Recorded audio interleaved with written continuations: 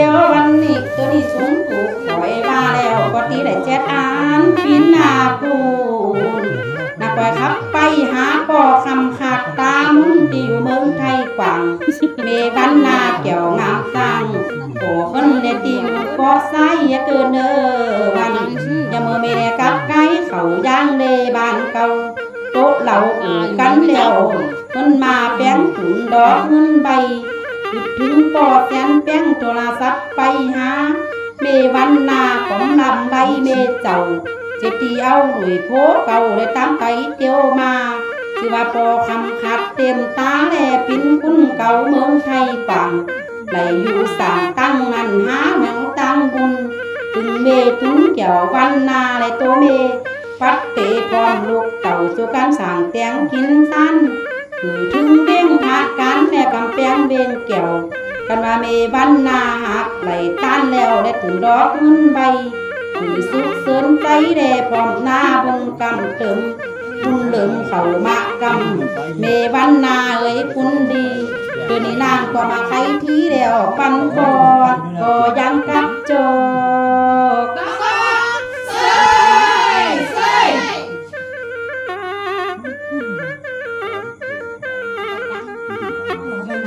หน้าบัดเดียววันนี้เตือนนี่นักที่โยกออกมือมาซ้ำน้องก็ตีได้ครับกำเลยปันปออาจารย์แน่เกิน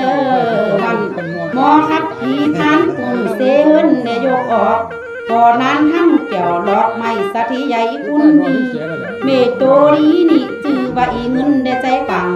ไหลอยู่บ้านแฟดน้อยหุ้งไข่ตั้งบุญเดี๋ยวโกเต็มคุณแต่พินปออาจารย์หมอโกดเก่าไปจึงซ้ำมาเปิ้นไหลกินตั้นเหยาดนำก็ฟุ้งหมูตั้งโมนก็นั้นทำก็มาเฮ็ดจิตใจมันแหละลำในเพเต็มเลยเหมือนอ่อยโจเอาหลุยเมเก่าเลยโตหลาอีเงินการซุ้มตุนได้บ่มีมาของเดี๋ยวไหลมาแป้งตุนล็อกไหลเจ้ปอมโต๊ะแกงยอตาลไปหานิตาหน่อยนินไม่นางหน่อยหักเอ็นอ่อยไปแล้วขอสนปินบุญปินโกสุนเหตุไทยนุ่งนำยาดกันว่าขอได้โอกาสไหลบ้าซ้ำก่อนนั้นทำเกี่ยวและโตหน่อยอยู่สุกกินมันเสตอเนอวันปินเล้าปานและอยู่ย่างเลปังเมหักเกี่ยวงามจังและโตหลาอีเงินงานลุกบุตรตาบุตรตีอยู่เฮินมุมหม่อง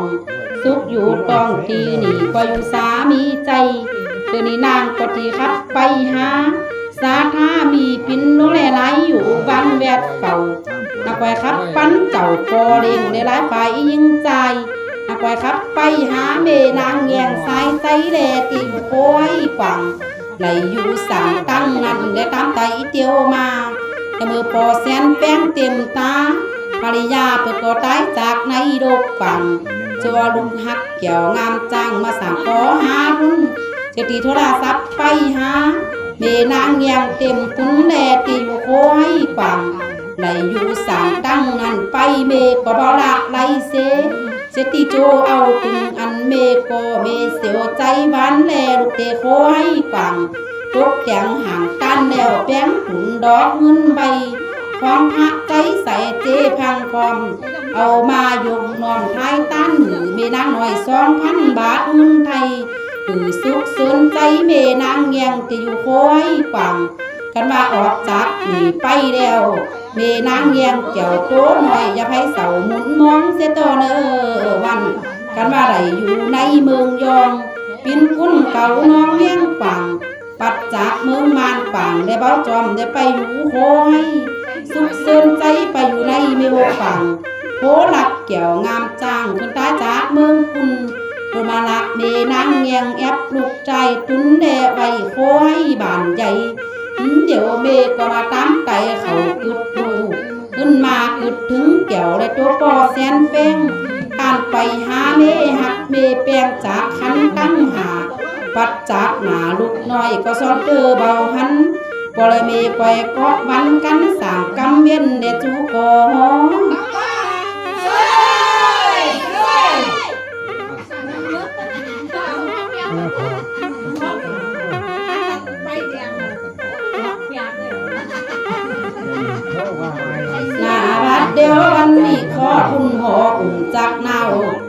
นางแยงเกี่ยวสันว่าตะมาปิ้นหลุยเมนาไปเปิ้นหรือได้เฮ็ดใจมันเสียต่อเด้อวันคือได้หักลูกกับน้ำแลที่อยู่ย่างเลกว่างก้อยหักโหลักเกี่ยวงามจางในตัวปอแสนเป้งเปิ้นหักแป้งเมโตอ่อนปันในนี่เปิ้นของกะจากในโลกกว่าง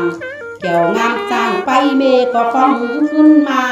อันว่าลูกเต็มตานี่ได้ข้ามาเลยโนยัดนางปล่อยหลาโตหน่อยปล่อยปันอูกาดอูและพอเมตั้งซ้อนเสต่อเด้อวันถึงนางยอดเขียวใจป้อนเมฆขึ้นหลาใจป้อนเมเด้งใหญ่ปล่อยปันอภัยภัยหือและพอเมได้ไหลคุกก่อกำเว้นผู้ได้สุขสาเทนอยู่ย่างเลปังเมนางแยงเกี่ยวงามจางอย่าไพ่เสาโศกเงาคือได้เงินคำและมีปิ้นลงและไหลและปล่อยเขาย่างเลได้มาอยู่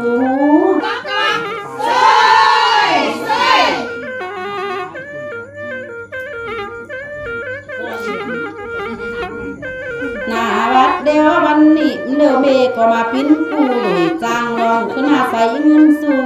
ผู้ไหลนาบนจักป่าผู้ปล่อยที่ปั้นใจได้กับโจบ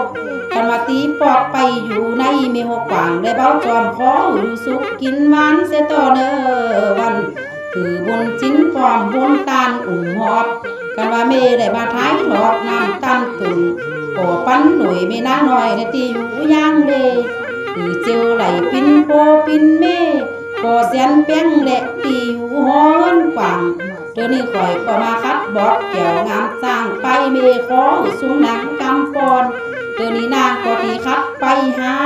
ถึงอันปอแสนมุนนำมาใส่สู้รถเต่าถึงอันหลุยเมเก่าเมอุกเอ๋ยเบียงใจอย่ามาสุกเสริญใจแดะปิ้นคุณเก่าย่างเลกว่างปอแสนมุนนำแก้วงามจังมันหืออยู่สุกกินหวานได้มากินแดดตาลปันหูจุ้มจางลองกูได้จกลาผาเขากูมือซุ้มหลังกำมีเดี๋ยวนี้นางก็ดีเจ็ดทีไปหาปนัดปอแสนใจดีดิปิ้นคุณเก่าร้อนขึ้นคุณเก่าร้อนตองกว่างเมคำอุ่นแก้วงามจังปิ้นคุณเก่าย่างเดถึงอันโคกับเมมาใส่สู้หับตอนมาปล่อยไข่บอกหือพอเนื้อซุ้มหลังกำมีหือปิ้นสาทีลงที่จำเดินทำหา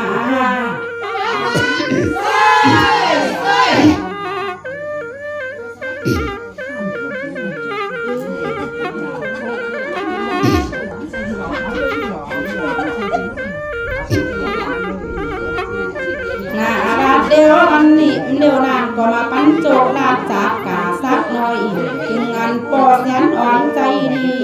งานเมโตนี้นี่ตั้งไว้ดินในศอก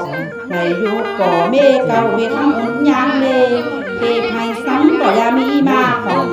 ในซุกอยู่ตอนตีนี่ปอแสนเอ๋ยใจดีอันไหนมาแป้งติ้งโคกินแน่ตันมาอุ้ยตามไปหานี่ตั้งไว้ดินแม่นางหน่อยอย่าไปถาตามคอยได้ไปปอมองถึงเมคำอุ่นผิวขาวใสร้องร้องหมูจุ้มลูกเต่าคุณจัดไปเยาก้อยหูเสียงนาลีเอียก็ยังเนียเลยพวกหวานมันยังไงเนี่ยเสียกันนี่เหรอยังเนี่ยต้องปอกยังเนี่ยยังนี่ผม